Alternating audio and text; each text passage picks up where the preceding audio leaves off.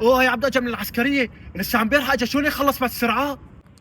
اي والله الحمد لله الصراحه بالعسكريه، بس على فكره انا كنت اول واحد بالعسكريه. اوه يا عبدو جيت من العسكرية؟ ايه الحمد لله الصراحه بالعسكريه، على فكره عندي كل خبرات ما حدا عنده اياها طاول. اوه يا عبدو العسكريه معلمتك الكذب. طيب اذا اجوك اثنين شو بدك تقتلون؟ هي سهله، بسحب الفرد بقوصن. طيب اذا اجوك 5 ايش بتسوي فيه؟ سهله، بسحب المنبخشن بقوصن كلياتهم. ما شاء الله، بس نصيبك بالعين. طيب اذا اجوك 20 واحد ايش بدك تسوي فيهم؟